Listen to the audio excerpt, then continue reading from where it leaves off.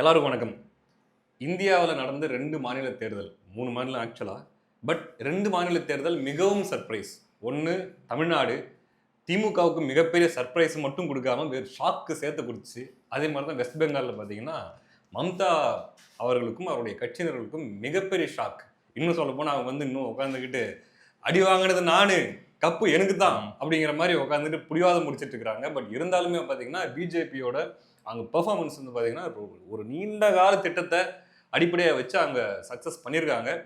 இது அந்த டிஎம்சி கடந்து வந்த பாதை, பிஜேபி கடந்து வந்த பாதை என்னெல்லாம் அங்கே மேற்கு வங்க தேர்தலில் பாதிப்பை ஏற்படுத்திருக்கு அப்படிங்கிறத பற்றி நம்முடைய நண்பர் சுரேந்தர் கிட்ட கேட்டு தெரிஞ்சுக்கலாம். வணக்கம் சுரேன். வணக்கம் ப்ரோ. சொல்லுங்க. இன்னொரு கூத்து அடிக்கிறாங்க. ஈஸி என்ன டிசைட் பண்றது, அதெல்லாம் இல்ல மக்கள் டிசைட் பண்ணணும் அப்படின்னு சொல்லிட்டு ரிசைன் பண்ணாம அது பிரச்சனை பெரிய இதுவா போயிட்டு இருக்கு. ரிசைன் பண்ணாவிட்டால் என்னென்ன கவர்மெண்ட் ப்ரொசீஜர்ஸோ இருக்கோ அதெல்லாம் எல்லாருமே பாஜக தலைவர்கள் ஆல் ஓவர் இந்தியா பேச ஆரம்பிச்சிட்டாங்க. ரிசைன் பண்ணணும், இல்லைன்னா என்ன நடவடிக்கை எடுப்போம், நாங்கள் நடவடிக்கை எடுப்போம். ஆனால் நான் என்ன சொல்றேன், தோத்தாச்சு அதை ரிசைன் பண்ணலாம். அவங்க இன்னும் மக்கள்கிட்ட எப்படி சொல்றாங்கன்னா, இது வந்து சென்ட்ரல் ஃபோர்ஸ் வழியா அவங்களுக்கு சாதகமா எல்லாத்தையும் யூஸ் பண்ணிக்கிட்டு அவங்க ஜெயிச்ச மாதிரி ஒரு டிராமா அங்க போயிட்டு இருக்கு. இன்னொன்னு, நான் ஃபால் ஆஃப் தீதிக்கு போறதுக்கு முன்னாடி இந்த 74 இயர்ஸ் எப்படி வெஸ்ட் பெங்கால் வந்து எப்படிலாம் ஒரு காங்கிரஸ் டாமினேட்டிங்கா, லெஃப்ட் டாமினேட்டிங்கா, டிஎம்சி டாமினேட்டிங்கா இருந்து இப்போ எப்படி இது வந்து ஒன் ஆஃப் த ஹிஸ்டரி தான் நான் சொல்லுவேன். இங்க நம்ம நடந்தது ஹிஸ்டரின்னு சொல்லணும், அங்க நடந்தது வந்து இன்னும் பெரிய ஹிஸ்டரி. ஏன்னா இது யாரும் மக்கள் எதிர்பார்த்துக்கவே மாட்டாங்க. வெறும் லெஃப்ட் ஐடியாலஜி உள்ள ஆளுங்க மட்டுமே பெங்காலை இவ்வளவு நாள் கையில வச்சிருந்தாங்க.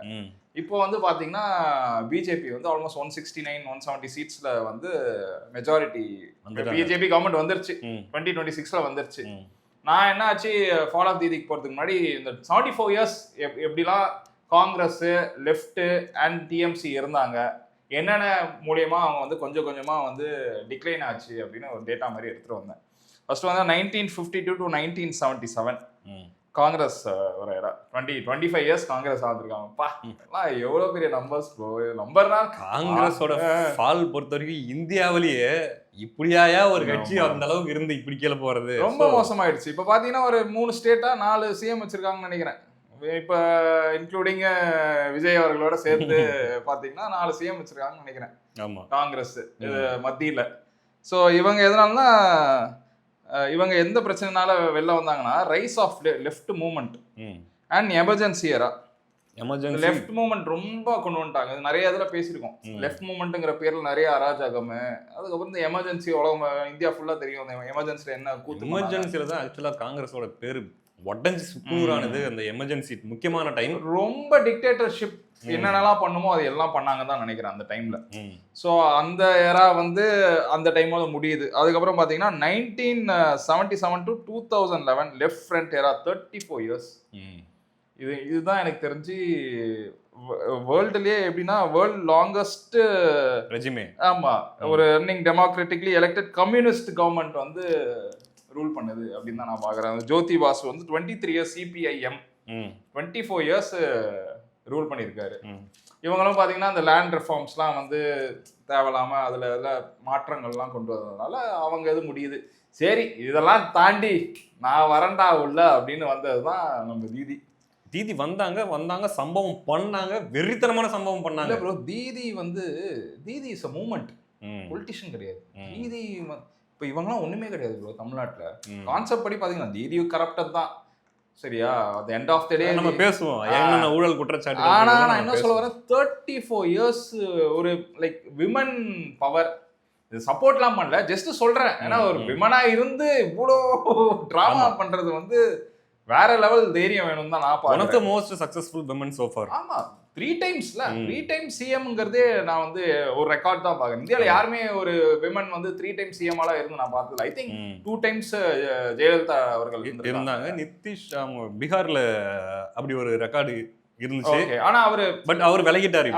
ஓகே, அதுக்கப்புறம் பாத்தீங்கன்னா 2011 to 2026, 2011 to 2016 ஒரு கவர்மெண்ட், 2016 to 2021 ஒரு கவர்மெண்ட், 2021 to 2026 ஒரு கவர்மெண்ட். இவ்வளவு ஒரு டிஎம்சி தீதி ஃபால் ஆஃப் தீதி பாத்தீங்கன்னா உங்களுக்கு தெரியும் என்னென்ன கரப்ஷன் அங்க நிறைய இருக்கு. அதுதான் இதுக்கப்புறம் நான் அதை தான் டீட்டெயிலா பேச போறேன். ஃபால் ஆஃப் தீதி மட்டும் பாத்துக்கணும். Long time of anti incumbency. ஆமா, இது ஒரு முக்கியமான காரணமா பேசப்படுறது. கண்டிப்பா கண்டிப்பா. 15 வருஷம் எப்படி பொறுத்துட்டாங்கன்னு தெரியல. டிஎம்கே 5 வருஷமே முடியல, மூச்சு விட முடியல நம்மளுக்குலாம். 15 வருஷம் அந்த மக்கள் பாருங்க, அந்த சென்டிமெண்ட் தான் நான் சொல்றேன். ஆமா. சோ இங்க பண்ண அதே டிராமா தான் இங்க பிஜேபி உள்ள வந்துரும், இது பண்ணிடுவாங்கிறது 15 வருஷம் ஒர்க் அவுட் ஆயிருக்கு. ஆக்சுவலா இவங்களை தக்க வச்சுக்கிறதுக்காக பிஜேபின்ற பேரை சொல்லி பிஜேபி வளர்த்து விட்டவங்களே உண்மையில லெஃப்ட ஒழிச்சு விட்டாங்க, காங்கிரஸை ஒழிச்சு விட்டாங்க. பிஜேபி வெர்சஸ் டிஎம்சி கொண்டு வந்தது ஆக்சுவலி தீதி தான் பண்ணாங்க. அதுக்கான பேக் ஃபயர் ஆயிடுச்சு. இப்போ அதான் 15 வருஷம்க்கு அப்புறம் அது பேக் ஃபயர் ஆகி வெளில வர அளவுக்கு இப்ப பாருங்க. இல்ல நான் ஒத்துக்க மாட்டேன், ரிசைன் பண்ண மாட்டேன் டிராமா பண்ற இடத்துல இன்னொரு இந்த ஃபிகர்லாம் என்னால யோசிச்சு கூட பார்க்க முடியல. இந்த டிஎம்சி 15 இயர்ஸ்ல 2009ல 184 சீட்ஸ், 148 மெஜாரிட்டி, அங்க 184 சீட்ஸ் ஜெயிச்சிருக்காங்க தீதி. 2016ல 211 சீட்ஸ்.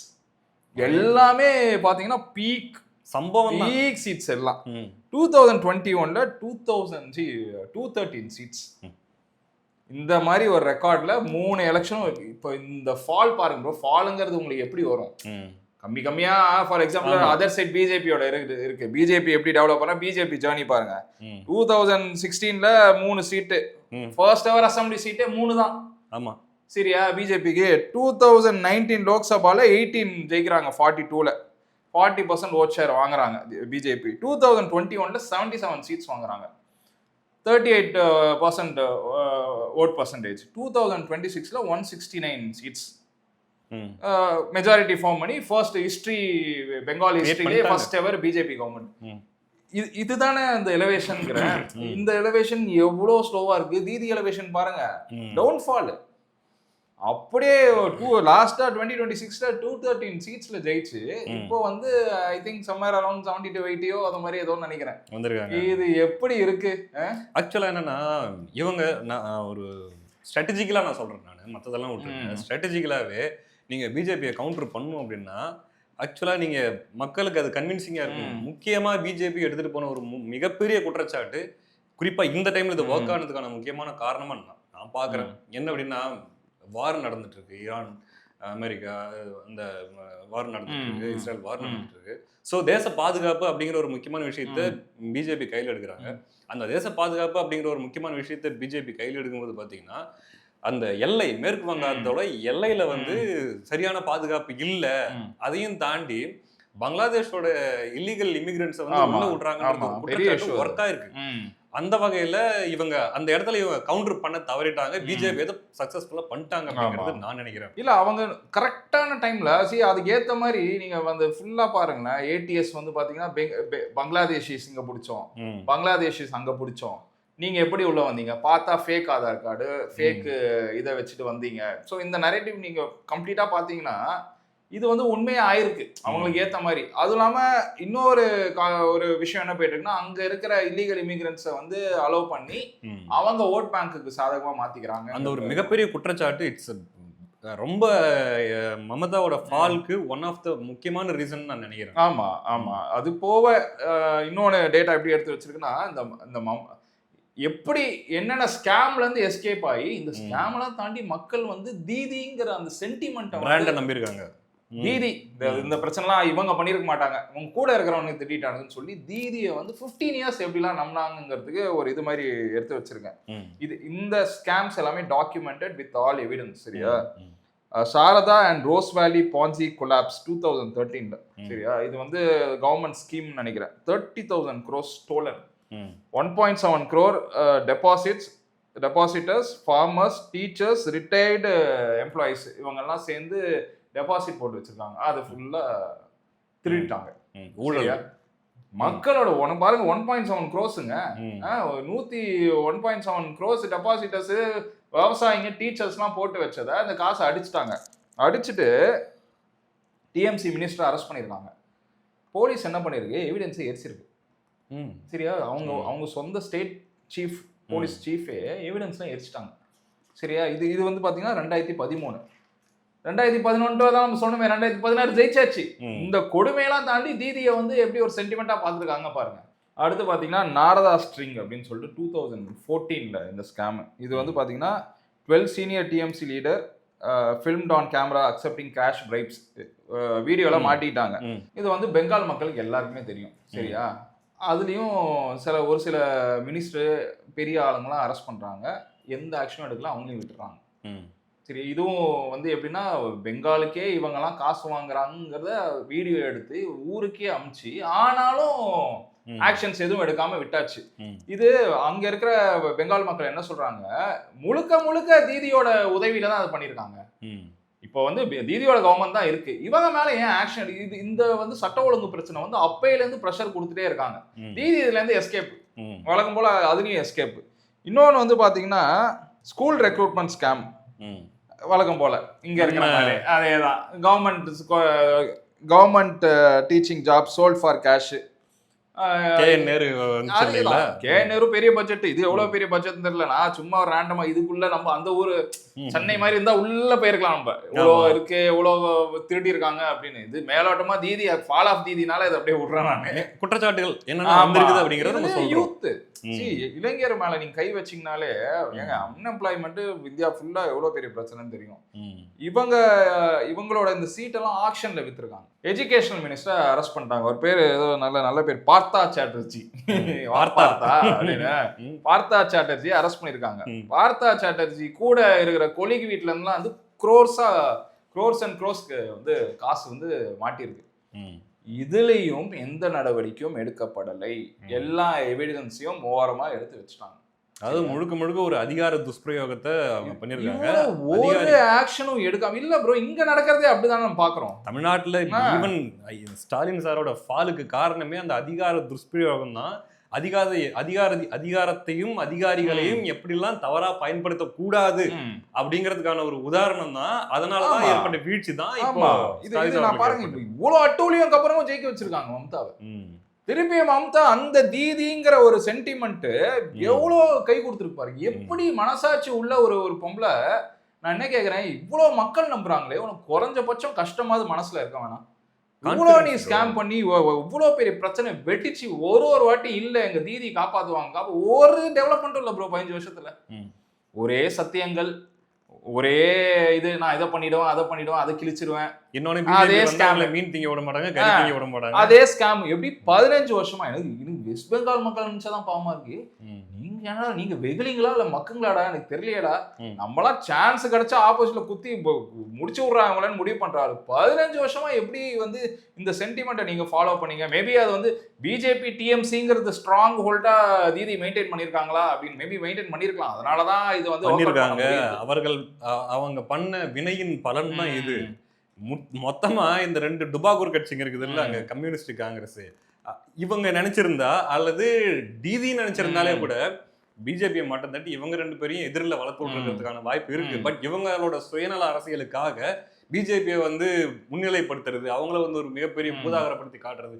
இப்ப தமிழ்நாட்டுல டிஎம்கே பண்ணிட்டு இருக்குல்ல, டெல்லியா நாங்க எதிர்க்கிறோம், பிஜேபி வந்தா ஐயோ டீலிமிட்டேஷன் ஒண்ணே எரிக்க வேண்டியது, இந்த மாதிரி வேலைகளை அவங்க பார்த்து அவங்க தலையில அவங்களே மண்ணலி போட்டுட்டாங்க அப்படிங்கிற மாதிரி தான் எனக்கு. அதுவும் சேம் தான் இங்க நடந்த அதே தான். இது 5 வருஷத்துல மண்ணலி போட்டாச்சு. Too much of drama. அங்க பாப்போம் டிராமா 15 வருஷம் ஒர்க் அவுட் ஆயிருக்கேன். அதுக்கப்புறம் தான் இப்ப ஃபால் ஆஃப் தீதிக்கே வந்திருக்கோம் நம்ம. இன்னொன்னு ஒஸ்ட் இதுதான் நான் இது வந்து ரொம்ப ரொம்ப முக்கியமான ஒரு இதுவா பாக்குறேன். ஆகஸ்ட் 2024ல ஒரு 31 வயசு டாக்டர், சரியா, ஆர்ஜி கர் மெடிக்கல் காலேஜ் கொல்கட்டா, ஒரு ட்ரெயினி டாக்டர் ஏதோ ஒரு ட்ரைனிங் ப்ரோக்ராமுக்கு அந்த காலேஜுக்கு போயிருக்காங்க. அவங்க திருப்பி வரவே இல்லையா, சரியா. செமினார் ஹால், அந்த ட்ரைனிங் நடக்கிற ஹால் இருக்கு தெரியுமா, அதுல வந்து காயத்தோடையும் எப்படி சொல்லுவாங்க, அசால்ட் பண்ண அப்படி இருக்கும், ப்ரூட்டலி அசால்ட் பண்ணதா அந்த செமினார் ஹாலில் கலந்துருக்காங்க. யாரு? ட்ரைனிங்க்கு போன ஒரு டாக்டர். அதாவது முரட்டுத்தனமா தாக்கப்பட்டிருக்காரு. ஆமா, கலந்துருக்காரு. இதை வந்து ஹாஸ்பிட்டல்ல சேர்த்துருக்காங்க. ஹாஸ்பிட்டல்ல டாக்டருங்க பாருங்க, கவர்மெண்ட் டாக்டர் எப்படி அதுங்க என்ன வேலை பார்த்துட்டு பாருங்க, சூசைடு கமிட் பண்ணிட்டாங்க. எப்படி உடம்பு ஃபுல்லா அடிபட்டு அசால்ட் எல்லாமே இருக்கும், சூசைட்லாம் என்ன டிராமா அது. அட்டாப்சியில வந்துருச்சு, ரேப் அண்ட் மர்டர்னு வந்திருக்கு, சரியா. டாக்டர் உதவி இருக்காங்க. இதுல இன்னொன்னு நம்ம என்ன பார்க்க வேண்டிய விஷயம்னா, August 14th night independence day eve, சரியா, 7000 மாப் ஹாஸ்பிட்டல்ல பூந்து உடச்சி செம பெரிய பிரச்சனையா ஆக்கிருக்காங்க. இந்த பிரச்சனைய வந்து சிபிஐக்கெல்லாம் மாத்தி விட்டுருக்காங்க. சிபிஐ மாத்தி விட்டு இது என்ன, இது வந்து மீடியா கலப்பி விட்டது அப்படின்லாம் இதை மாத்தி விட்டுருக்காங்க அந்த கவர்மெண்ட் அந்த டைம்ல. சிபிஐ எங்களுக்கு கொண்டு வாங்க, சிபிஐ வந்து கண்டுபிடிச்சி எங்களுக்கு சொல்லணும் இந்த கொலைக்கு. அவங்க அம்மா இப்ப ஜெயிச்சிருக்காங்க, அவங்க அம்மா பிஜேபியில நின்று இப்ப ஜெயிச்சிருக்காங்க. சரியா, நான் மம்தாவில கொலைவெறி. இப்ப நம்மளே மம்தாவை திட்டுறோம், அவங்களுக்கு எப்படி இருக்கும்? பெத்தவங்களுக்கு டாக்டர் பொண்ணு, சாதாரண ஆளுனா பரவாயில்ல. நான் மமதா வந்து தோக்கிற வரைக்கும் நான் போராடிட்டே இருப்பேன்னு சொல்லி பாவம் அந்த அம்மாவுக்கும் ஒரு ஜஸ்டிஸ் கிடைச்சிருக்குன்னு தான் நான் பாக்குறேன். இன்னொன்னு என்ன இருக்கு, இருக்கிறதுல கொடூரமானது 2021 எலெக்ஷனுக்கு அப்புறம் இவங்க அடிச்ச கூத்து. போஸ்ட் எலெக்ஷன் ரிசல்ட் வந்ததுக்கு அப்புறம் என்ன இருக்கு, இப்போ பாப்பாங்கல்ல, இப்போ அப்போசிஷனுக்கு நீங்க வந்து சப்போர்ட்லாம் பண்றீங்கன்னா பல பேரை காலி பண்ணியிருக்காங்க. சரியா, அந்த அப்போசிஷன் 2021 யார் அவங்கள அப்போசிஷனு? இப்போ ஜெயிச்ச கவர்மெண்ட் தான் 2021 அவங்க அப்போசிஷன். பிஜேபி காரியகர்த்தா அவ்வளோ பேரை கொண்டிருக்காங்க. பல ஃபேமிலியை ஊரை விட்டே ஓடுன்னு விரட்டியிருக்காங்க. இன்னொன்று பார்த்தீங்கன்னா அந்த வீட்டு பெண்களை, இது வந்து அலிகேஷன் இருக்கு, பெண்களை வந்து செக்ஷுவலி ஹராஸ்மெண்ட் பண்ணியிருக்காங்க. அதாவது குற்றச்சாட்டுகளா இருக்குது, அலிகேஷனா இருக்கு. இந்த மாதிரி அட்டூழியம் இப்போ இந்த செலிப்ரேஷன்லாம் அட்ராசிட்டிஸ் பண்றாங்களா செலிப்ரேஷன்ங்கிற பேர்ல, பிஜேபி சப்போர்ட்டரை போட்டு அடிக்கிறது. யார் யாரெல்லாம் அப்போசிஷன்ல இருக்காங்களோ, யார் யாரெல்லாம் வேலை செஞ்சாங்களோ எல்லாரையும் போட்டு அடிக்கிறது. நீங்க சொல்றத பார்த்தா ஜங்கல் ராஜ் அப்படின்ற ஒரு குற்றச்சாட்டு வந்து லல்லு பிரசாத் யாதவ் பீகார்ல வந்துச்சுன்னு சொல்லுவாங்க, காட்டாட்சின்னு. கிட்டத்தட்ட அதோட மோசமா இருக்கும் போல இது. இல்ல ப்ரோ, இப்போ நம்மலாம் கவனிக்கிறோம்ல, சரி ஏன் வந்து சென்ட்ரல் ஃபோர்ஸஸ் இவ்வளோ இறங்குது வெஸ்ட் பெங்கால், இதெல்லாம் தான் காரணம். இவ்வளோ அட்டூழியம் நடக்குது ஒரு போலிங் பூத்துல. நம்ம எவ்வளோ செய்தி, நானே நிறைய வீடியோ போட்டிருக்கேன் நம்ம சேனல்லே, நம்ம பேசியிருக்கோம் என்னென்ன அட்டூழியங்கள்லாம் அங்கே நடக்குது எலெக்ஷனுக்கு முன்னாடி. இதுக்காக தான் சென்ட்ரல் ஃபோர்ஸ் ஆர்மியோட ஹெல்ப்போட அங்கே வந்து எலெக்ஷனை நடத்திட்டு இருக்காங்க. இவ்வளோ அட்டூழியம் பண்ணி, இவ்வளோ பிரச்சனை பண்ணி, இவ்வளோ ஸ்கேம்ஸ் பண்ணி, எப்படி இதை தாண்டி மக்கள் பொறுத்துப்பாங்க? மக்கள் ஒரு, நான் என்ன சொல்றேன், அந்த மக்கள்லாம் ஒரு வேற லெவல்னு சொல்றேன். 15 வருஷம் பொறுத்து இருந்திருக்கீங்களே. உங்களுக்கு உங்க ஸ்கேம், உங்க அன்எம்ப்ளாய்மெண்ட், உங்க ஸ்டேட் நாசமா போறது பெருசு இல்லை, ஆனா அந்த ஐடியாலஜி உள்ள வரக்கூடாது, அதுல ஸ்ட்ராங்கா இருக்காங்க. இப்போ என்ன ஆயிடுது, எங்களுக்கு நீ வந்து ஒரு விடிவாளம் கொடுக்க மாட்டியான்னு அக்செப்ட் பண்ணிட்டீங்க. நான் என்ன சொல்றேன், யார் வேணாலும் எங்க வேணாலும் வரலாம் ப்ரோ, எல்லாருக்கும் ஒரு சான்ஸ் கொடுத்து பார்க்கலாம். சரியா, இங்க இப்போ தமிழ்நாட்டில் ஒரு சான்ஸ் நம்ம கொடுத்துருக்கோம்ல, எவ்வளவு பேர் என்னென்னலாம் பேசியிருந்தாங்க. விஜய் ஐடியாலஜி யாரும் அக்செப்ட் பண்ணிக்க கூட இல்லை, விஜய்க்கு ஒரு சான்ஸ் கொடுத்துருக்காங்களே. விஜய்க்கு ஐடியாலஜின்றது ஒண்ணு இல்ல, அது ஒரு மிக்சடான ஒரு ஐடியாலஜியா தான் நான் பாக்குறேன். பிராக்டிகலா இவர் ஒன்னும் ரொம்ப வருஷம் கட்சி ஆரம்பிச்சு அந்த ஐடியாலஜியை ஃபாலோ பண்ணிட்டு வந்து அப்படின்னு இல்ல, வந்தாரு ஒரு 5 கொள்கை தலைவர்னு சொன்னாரு. ஆனா லைக் சாட்டிஸ்ஃபைடு இல்லாமே அவங்க வந்து ஒரு கவர்மெண்ட் கொடுத்துட்டாங்கல்ல, மக்கள் ஏத்துக்கிட்டாங்க. அது ஒரு சென்டிமெண்ட் ஒர்க் அவுட் ஆயிடுச்சு. பட் நான் என்ன அதை விடுங்க, அதுக்கு முன்னாடி வந்து ஃபர்ஸ்ட் நம்ம பார்க்க வேண்டிய விஷயம் என்ன, என்ன ஜெயிக்கிறதுக்கு ஆள் இல்ல, நான் இவங்களை காட்டியே நான் வந்து ஆட்சிக்கு வந்துடுவேன் அப்படிங்கிற ஒரு ஆணவத்துல என்ன வேணா பண்ணலாம், எந்த எக்ஸ்ட்ரீமுக்கு வேணா போலாம், என்னை யாரும் எதுவும் கேள்வி கேட்க முடியாது அப்படின்ற ஆணவத்துல ஆடின ஒருத்தரோட ஃபால் இது அப்படிங்கிற மாதிரிதான் நானு மமதா அவர்களை பார்க்கலாம். ஆனா தமிழ்நாட்டு மக்கள் 5 வருஷத்துல ஐயா ஸ்டாலின் குத்துன்னு குத்தி அமிச்சிட்டாங்க. சரியா, முடியல ப்ரோ, யாராலுமே முடியல. தமிழ்நாடே இந்த மாதிரி பார்த்தது இல்ல. திருடுவோம், நம்ம கருணாநிதி திருடுவாப்புல, சைலண்டா அங்கங்க போடுவாப்புல, லாஸ்டா அவர் ஆட்சி முடிஞ்சு அப்போசிஷன் ஆட்சி கவர்மெண்ட் ஃபார்ம் பண்ணும் போதுதான் அட்டூழியம்லாம் தெரியும். சர்க்கரையில கொள்ளையா, சர்க்கரை எறும்பு தின்னுருச்சா, இப்படிதான் வெளில வரும். அந்த மாதிரி இல்லாத உருட்டுலாம் உருட்டி திருடுவாப்புல. இதெல்லாம் வந்து ஓப்பன் இது, அதெல்லாம் நடந்துச்சா நான் ஜெயிப்பேன், எவனா என்ன வேணாலும் பண்ணுங்க நான் ஜெயிப்பேன். என்ன மைண்ட் செட் இது? இந்த மைண்ட் செட்டு தான் இப்போ வந்து ஒரு மாற்றம். எனக்கு தெரிஞ்சு இந்த மாற்றம் போற மாதிரிலாம் தெரியல. இப்போ வந்தது அவ்வளோ சீக்கிரம்லாம் போகாது. எனக்கும் அந்த டவுட் இருக்கு.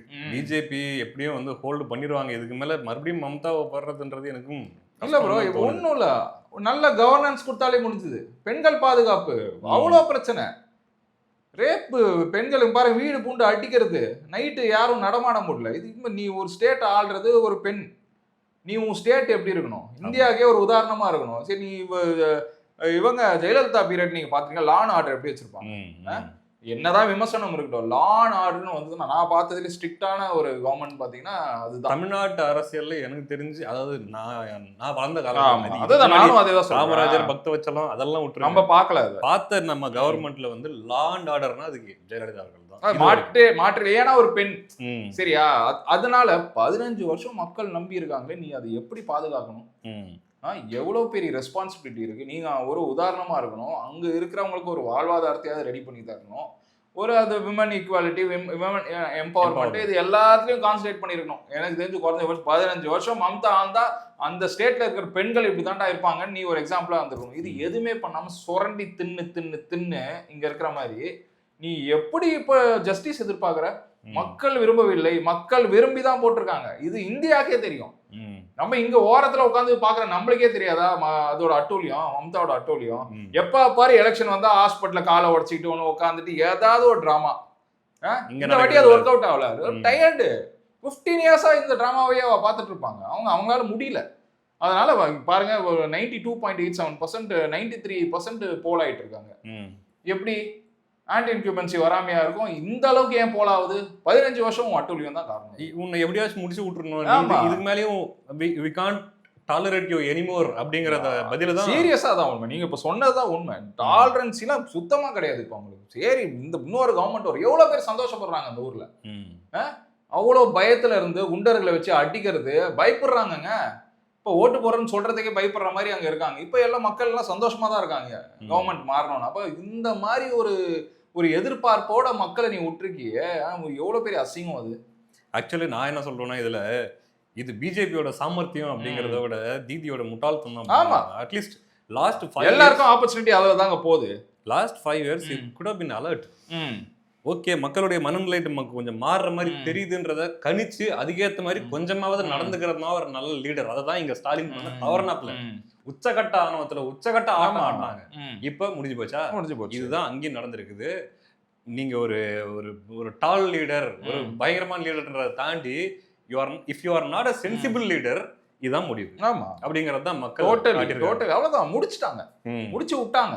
அப்போ நம்ம ரொம்பவும் எதிர்பார்த்த ஒரு முடிவு தான் வெஸ்ட் பெங்காலையும் நடந்திருக்கு, தமிழ்நாட்டிலும் நடந்திருக்கு. ரெண்டுக்கும் ஒரே காரணம் அதிகார திமிரும் ஆணவமும். அதே மாதிரி நம்மள யாரு என்ன பண்ண முடியும் அப்படிங்கிற அந்த எண்ணத்துக்கான பரிசை, அதுக்கான இதை மக்கள் கொடுத்திருக்காங்க அப்படிங்கறத நம்ம. ஆமா, மெயினா இவன் உள்ள வந்துருவான், இவன் உள்ள வந்துருவான், இவன் உள்ள வந்துருவான்னு சொல்லி சொல்லி சொல்லி அழுத்து போயிட்டாங்க மக்கள் அங்க. ஆமா, உங்களுக்கு வந்து என்னது காந்தி காலத்து ஸ்ட்ராட்டஜி, காந்தியான்னு சொல்லணும். இன்னும் சொல்ல போனா இவங்க வந்து பழைய காலத்து ஸ்ட்ராட்டஜி எல்லாம், கற்கால ஸ்ட்ராட்டஜி எல்லாம் இன்னும் யூஸ் பண்ணிட்டு இருந்தா இதான் முடிவு.